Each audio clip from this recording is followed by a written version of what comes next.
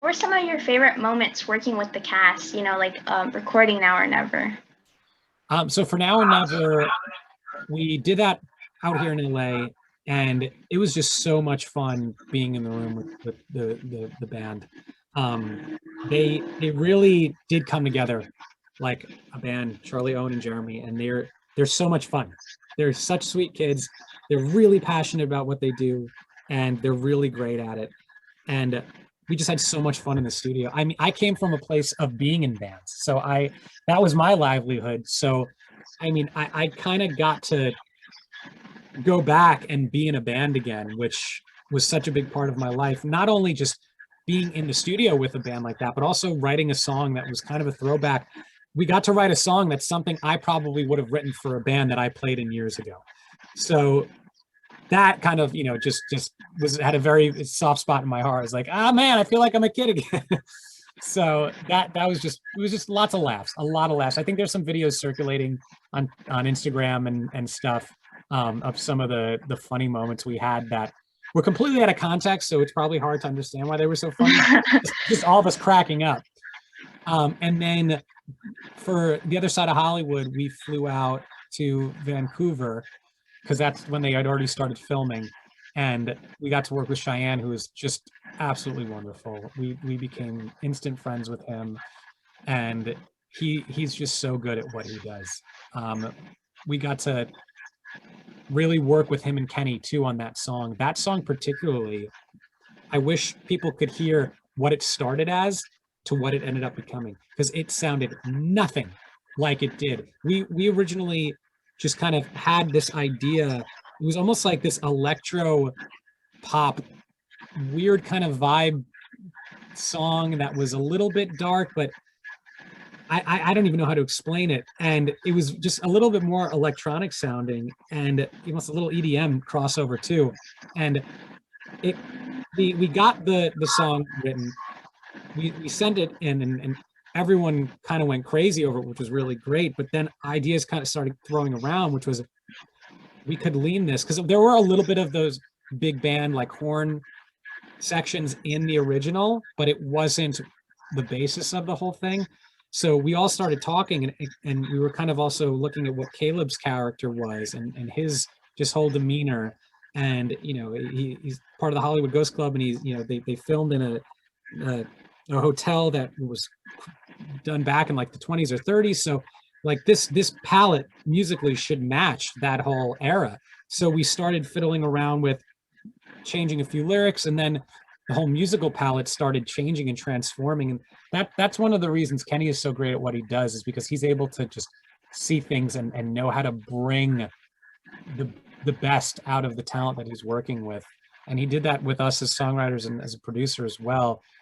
It ended up becoming this big band swing kind of number that, if the original, looking back, if the original version ended up getting released and then I found out what it could have been, I would have been so bummed, because I'm so happy with how this song turned out. Like I don't think I would change a thing. Just musically and melodically and lyrically, I think everything really just fell into place. And it's mainly thanks to the people that were involved and that we were working with. I mean, they had a vision, and they were so collaborative, and that's one of the reasons why it was such an enjoyable experience, is we were able to create something like that together. Like it wouldn't be the same without Cheyenne's voice and his energy. It wouldn't be the same without Kenny's direction and his charisma, and him being so eccentric. And me and Tova adding our music and our lyrics and our vocals, all of those playing together create something really, really, really fun.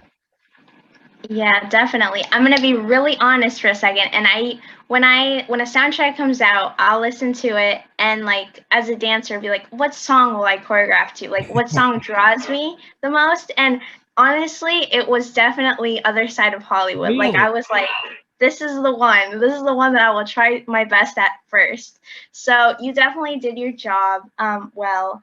Thank you. So with with that, there was such a big scene that had to do with choreography with Other Side of Hollywood. Were you there when it was filmed, and what was it like seeing the choreography like to something you had created? Yeah, so we were there for a lot of the rehearsals. We weren't there for the actual filming because we flew back after, I think we were only there for a couple days. We were there to record Cheyenne, and I think we did some stuff with Madison as well while we were out there, and then we were out. But we got to watch them, and Paul, Paul Becker, who's such a talented choreographer. We got to watch some of it unraveling, and it was so cool.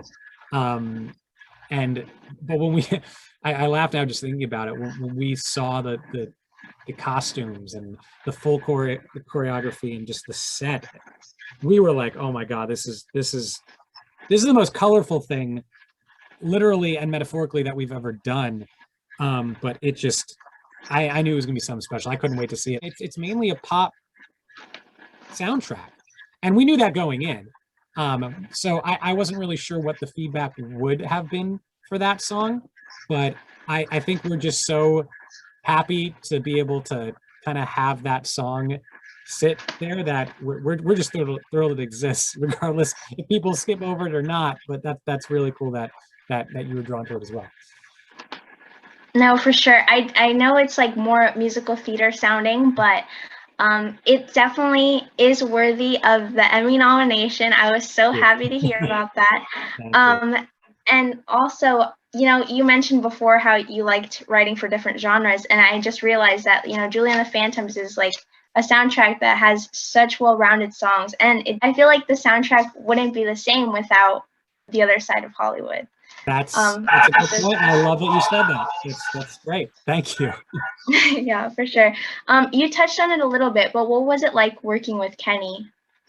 Oh, it was kind of surreal because the first thing that happened, we rolled up to a rehearsal spot out here, and they had the cast there. They were renting out a few different rooms, and he was just kind of having meetings in and out with the different writers depending on the song. And it was kind of like a revolving door. We're waiting to go meet him. Like, okay, we were a little nervous because he's even beyond High School Musical. He's done some of the most iconic films in history. I mean, a little bit before both of our times, but I mean, Dirty Dancing and stuff like that. I mean, it's just those films will be known forever. I think he did Ferris Bueller's Day Off too, and it was exciting, and we were nervous. And we walk in there, and he's just got this like energy to him. I can't even explain it, but he just goes. It's like, hey, what's up? How are you? Love the song. Here we go. He starts doing these dance moves like hoo ha and like jumping up and down and like, let's do this for here and this that, and we're just like, like, okay, go Kenny, go, keep feeding us, because we were expecting to sit down and just, you know, have a meeting and be like, hi guys, you know, so here's what we're thinking. But he just jumped into it, and it was such a great icebreaker too, because we felt right away kind of at home. Because I mean, as creatives, I mean, me and Tova, we're just a bunch of weirdos in general, and you know, like, we're quirky and fun and silly, and we're all kids. That's really what it is we're all kids, and Kenny had that too. So age kind of gets erased, even though that there's a generation gap, of course. We're all just kids playing in the playground saying, what kind of sandcastle can we make today? And it was, I mean, as soon as, you know, we kind of felt that, we're like, okay, this is gonna be fun. I mean, in general, it was a huge amount of work. It was probably the heaviest workload. And we only had 2 songs on that show, but it was still the heaviest workload that I think we've had as far as being involved in a series or movie, just because of how big they went, and because of the amount of people involved, and because of the big visions and stuff. So it was a ton of work. It was very rewarding. Yeah, I think it definitely paid off, because I think when it came out, it did beat Hamilton, right, on the iTunes charts. Yeah, I think it on the iTunes charts. Yeah, that was because we're huge Hamilton fans and big Lin-Manuel fans, and we saw they were like, oh man, that's kind of cool.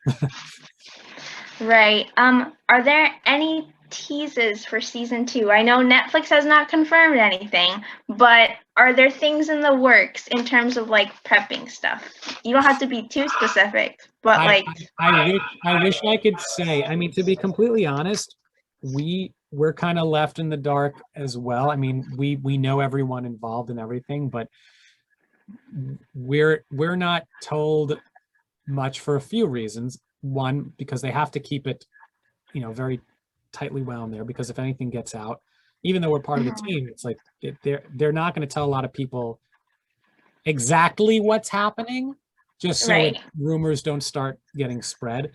I mean, we've heard a lot of different things. I'll say we've heard a lot of different things. We all still keep in touch. We all still talk. We all still work on other things together as well. The complete honest answer is I have no idea. I have just as Right. much knowledge as you, so I cannot confirm nor deny. So when you find out, I'll probably be finding out too. So you let me know. That's fair. That's fair. I will not, I also don't want to like, get you in trouble or anything. So that's fair. We are all waiting. And I sometimes forget that Julie and the Phantoms came out like during pandemic because Yeah. it did so well.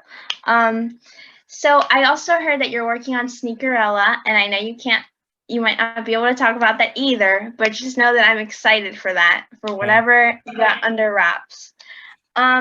What was it like switching completely gears from Julie and the Phantoms and Disney? What was it like voicing the character of Doug on The Loud House? Oh, that was kind of incredible. Not only the fact that I got to be a cartoon character, which kind of means I've been immortalized because cartoons live forever, but I got to be Doug, which is me. That was one of the coolest things that I got to do. There's such a wonderful team over at Loud House and Nickelodeon. And talk about being part of the family. I totally glazed over that. I know I said that about Julie and the Phantoms, but Loud House, man, they've had us so involved from day one, and they literally are family. I mean, they've been so wonderful, and they've given us such freedom as far as writing and being creative and being involved in the storytelling of the musical episodes that we did, that they're great. And I know I probably sound like a broken record saying this person's great, that person's great. Really, really lucky. I mean, I count my blessings that we've been able to work with really wonderful people. So that was actually a surprise. Me and Michelle Lewis, who've done the songs on that, a co-writer, we were working on a musical for Loud House, and they had these two characters, and they were the judges of this, songwriting competition that Luna's entering. And when we submit songs, depending on if it's a male or female vocal, me and Michelle are demoing the vocals. So we're singing the songs, basically. We hand everything, and that's for everything we do. Like Born to Be Brave, all the Julie and the Phantom stuff, more like we're singing the original demos, and then we replace it with the actors. So there were these two characters. They didn't really have names yet, and we had that song Changing Luna, I think is what it's called on the soundtrack. They weren't specific with the titles, but that musical moment where they're trying to change Luna. We love you, you're Luna, now change. They send us the script for that part because we got it in different sections depending on the song that we're working on. They send us the script for that moment, and the characters are named Doug and Michelle. And me and Michelle are looking at it, we're like, wait a second, what? I'm like, there's no way. So we called them up. We're like, what's the deal with this? I mean, is this just like an homage to us? Like, this is so cool. And then they're like, yeah, so you guys want to try out for yourselves? We're like, what? So we had to actually audition to play the parts of us. And we read through, and we gave them a little recording of us singing the lines, and then we got the part, and we got to go in, and it was kind of intimidating at first, because we're usually, when you're in a studio, I'm sure you've seen pictures where there's like a glass and there's people in the actual studio, and then there's people recording in the vocal booth. So we're on the other side of the glass with all like the audio gear, to directing people, do this, do this, do this, and then be on that side to have them telling us what to do. It's funny because we do that all the time. We're like, this is gonna be cake. But then you get in there, it's kind of intimidating. You're like, oh no, like I forgot how to speak completely. How do I make noise? Right. But it was so much fun. And the down, I wouldn't call it a downside, but the tricky part with that happening, because Loud House has their own fandom and stuff too, is the characters of Doug and Michelle are not friendly characters. They're they're kind of pompous and a little bit entertainment industry-esque, and right. I think a lot of the younger fans, because when you're a kid and you're watching a cartoon, and I did this too, you don't separate the person who's voicing that character from the actual person in real life. So I think the fact that my name is Doug and her name's Michelle, and the character was Doug and the character was Michelle, and the person voicing Doug was Doug, the person voicing Michelle was Michelle. I think oh gosh, young kids, it was hard for them to separate that I'm different from the character. So a lot of people were like on Twitter, like, how could you do this to Luna? Like tweeting at me and Michelle, how could you do this to Luna? I can't believe you did that, blah, blah, blah, blah, blah. And you're mean. And we were like, we're not mean, we're friendly people. It was just a character. Like we didn't hurt anybody. We're friends with the person who plays Luna. Like she's okay, we promise. So that was kind of funny and interesting to deal with as well. But yeah, it was, sorry, long story short, to answer your question, it was kind of a dream to be able to voice a cartoon character, because I grew up loving cartoons and I never thought I would voice one. So that was really, really cool of them to have us do, because they didn't have to do that. They didn't have to do that at all. Right. With the Loud House, because I know you've written a bunch of songs for the show, what's the process for getting the songs out, and like what's the turnaround time? Because I believe that the deadlines would be like very close. Yeah, and so it's always basically as soon as you can. You usually, depending on the project, if it's not even really if it's anything, just depending on the project, sometimes we have a week or 2 or 3, sometimes it's less, sometimes it's more. With Loud House, especially with the musical episode, we were again very involved from the ground up. So we actually went into the writer's room, which we don't usually do, because we usually get a script afterwards. The writers send it to us, but we actually got to go in the writer's room and discuss it with them and talk about different points and different turns and ideas for songs while they were working on the script. So it was very intertwined. Normally what we would do is we would have a full, like a radio ready finished product to send just for a demo. Because people need to be able to hear what it's going to sound like. So you're usually not sending like a voice memo on your phone with just an acoustic guitar. Like you're going in, you're doing it for real. With Loud House, because it was such a step-by-step process, Michelle and I just basically wrote the song on guitar. I recorded just me playing acoustic guitar and then singing a vocal over it, and where Michelle would sing depending on the song. And then we sent it to the writers, and they would focus on the lyric to make sure that it was conveying the story. And then once we got the thumbs up for that, then we'd go on to production. Then I'd go into the studio and record all the instrumentation. We'd record the vocals for real, even though it's still us, so it's the demo, but it's the for real demo version. And then we'd send it out, and then we would record the voice over artists. But with that, there were a lot of moments of extending songs or shortening songs. I think that was the biggest thing. Some of the songs on there originally were a lot longer. Like even like the Lisa rap song, the periodic table rap. I mean, we had a whole rap song, and it was cut down to a much shorter version. And I think that happened. Even the Changing Luna song, that was a longer song. We cut it down. So it's always a process. You never really know when you're going to do what. But it usually starts, at least for Loud House, it started with just the song concept. And then once everyone was on board, then we would produce the music and then ship it out. Right. Is there a sort of like a dream project you would like to do, or like something you have in mind for the next step? Well, we would love to produce and write something on our own from the ground up. I mean, Tova and I have kind of been playing with writing a musical based on the backstory of Ursula from The Little Mermaid.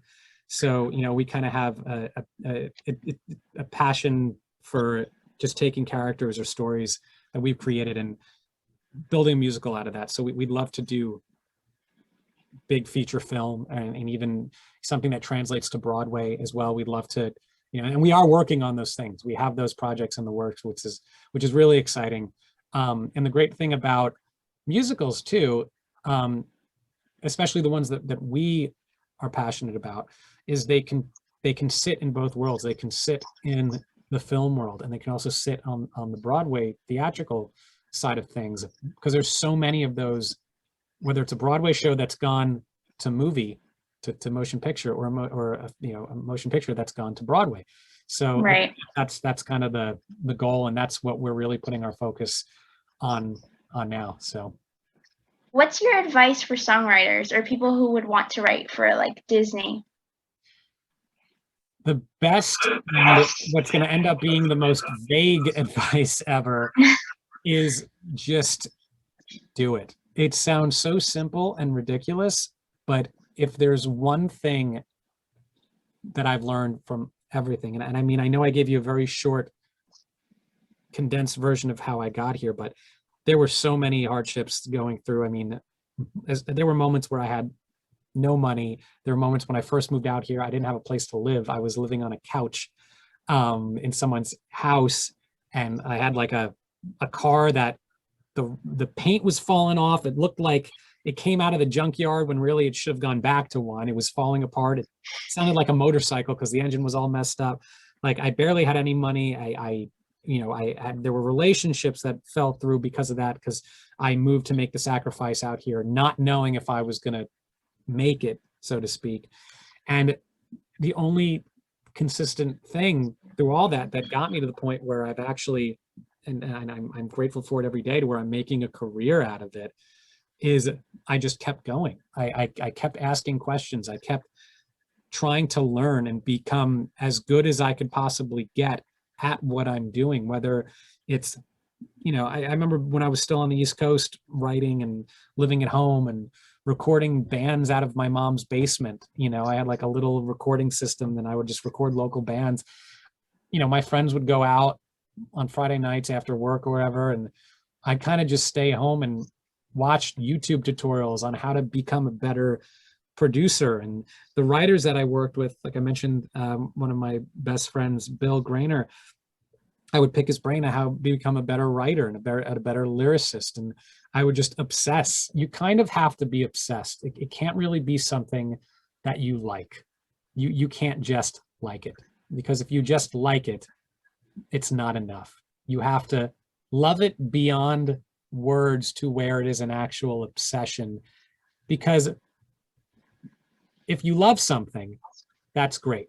But at times, if you love something, what comes with love can also come, you know, things that hurt or some painful moments.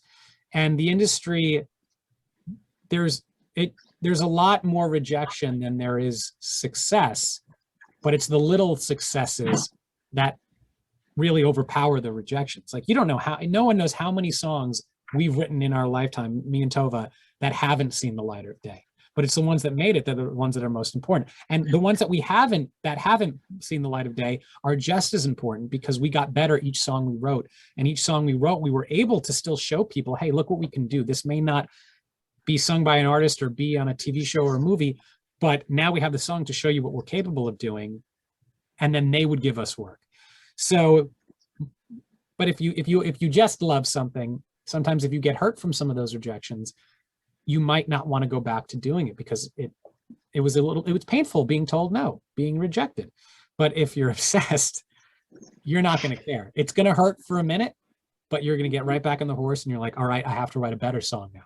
And you're going to make sure that the next thing you write, the next thing you produce, the next thing you sing, the next thing you choreograph is going to be better and better and better and better and better. So persistence is really key. There's no secret to doing it. People will tell you that no one makes it in the entertainment industry. Yes, it's hard, but I would never say people never make it. It's a matter of being the person that wants it. And if you want it and it's all you focus on and you're determined to do it, anyone could absolutely do it. It's literally all up to you. That's all it takes is you. So do it. That's it. Right. And I almost forgot to ask you this because we kind of skipped over High School Musical, the series. But going back to that, do you have any songs for season 2? Yes, we do. It hasn't come out yet. So technically, we can't say which one it is. Okay. I think it's. I don't even want to say what episode it is because if I get it wrong, then I won't even be telling you right information. So we do have the song coming out in season 2. It hasn't come out yet, but as soon as it does, we'll be telling people about it. So yes, so keep watching and you'll see it. Okay, I'm super excited now. Thank you so much again because I know you're super busy. So yeah, those are all my questions. Thank you so much, Doug. Of course, thank you for having me.